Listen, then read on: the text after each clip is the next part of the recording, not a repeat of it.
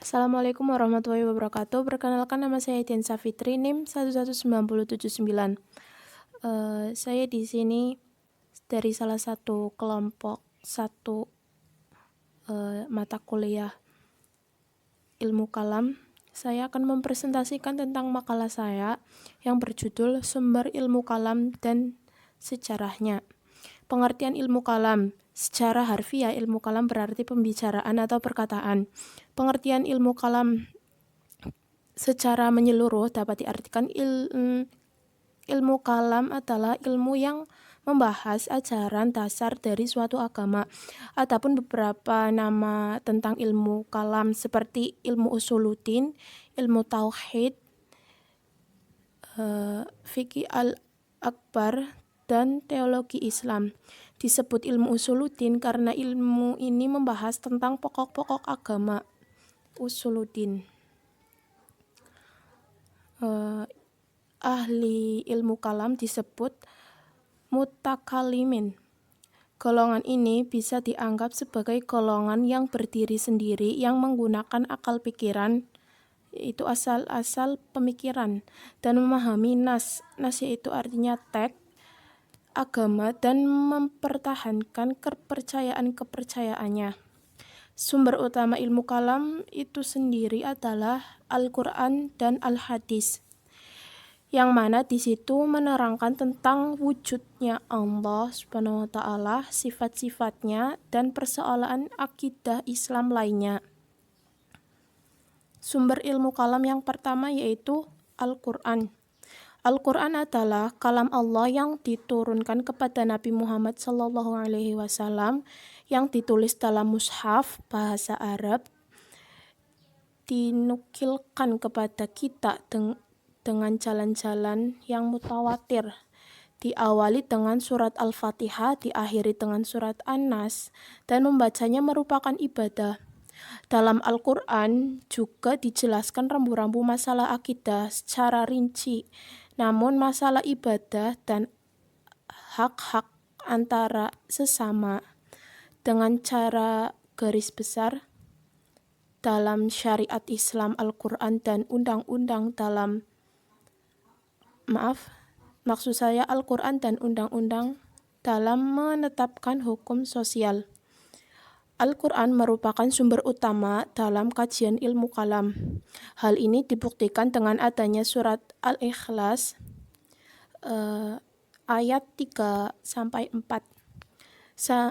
Sangat jelas kandungan tafsir tentang surat Al-Ikhlas, yaitu menyinggung tentang hal-hal yang berkaitan dengan masalah-masalah ketuhanan. Lalu yang berikutnya Al-Hadis. Hadis adalah apa-apa yang datang dari Nabi Muhammad, dari Nabi, berupa perkataan, perbuatan, persetujuan, sifat-sifat beliau, baik sifat jasmani atau sifat-sifat akhlak. Hadis atau as-sunnah merupakan sumber syariat Islam setelah Al-Quran. Hadis juga merupakan sumber hukum independen, mustaqil, yang tidak ada hukumnya dalam Al-Quran. Contoh hadis yang membahas tentang ilmu kalam salah satunya yaitu diriwayatkan dari hadisnya Hurairah radhiyallahu anhu, yang mana hadis tersebut berisi tentang pernyataan tentang iman.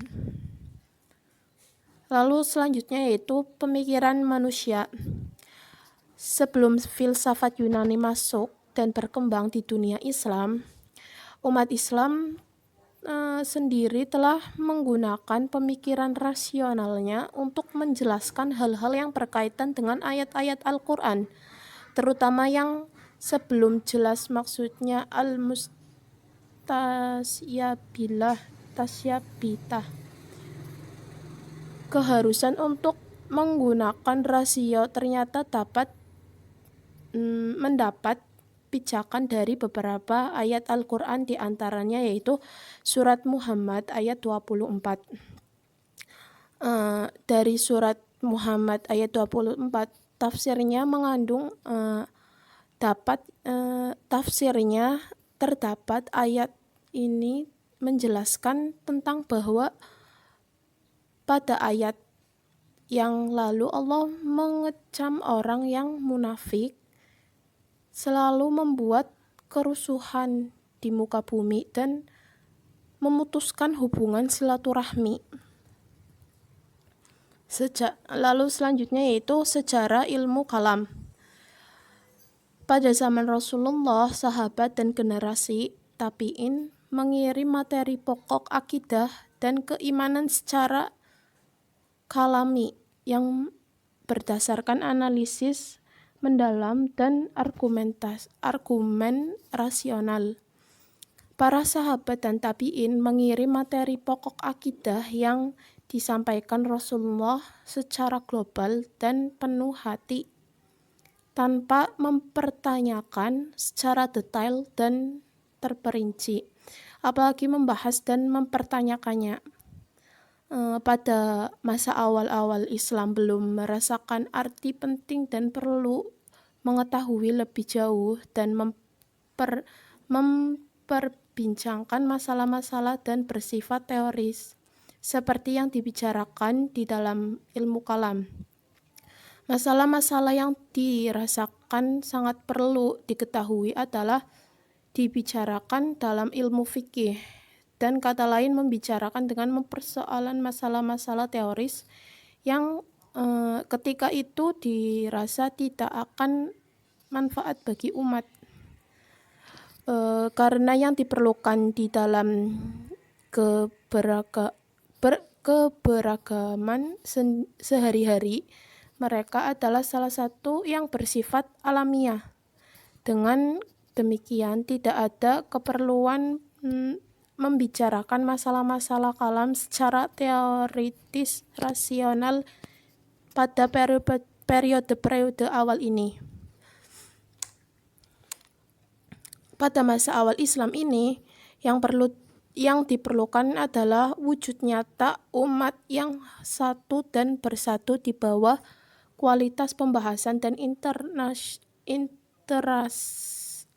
rasional terhadap masalah-masalah keagamaan, lebih-lebih masalah akidah yang sangat abstrak yang dibuka sejak dini, jelas tidak menguntungkan bagi perkembangan agama Islam yang baru lahir.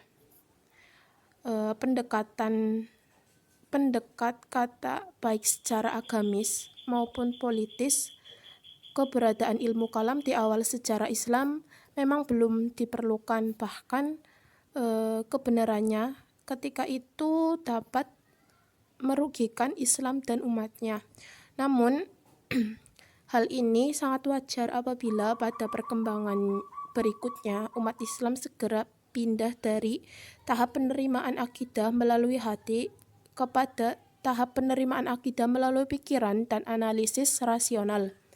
Kondisi tersebut dikarenakan kecenderungan mempertanyakan dan menganalisis satu masalah, termasuk masalah keimanan, adalah satu hal yang sangat alami pada manusia. Dengan kata lain, seperti orang yang pada dasarnya memiliki kecenderungan dan kesiapan melakukan penalaran rasional dan berpikir filosofis. Sejarah kemunculan persoalan ilmu kalam dalam Islam.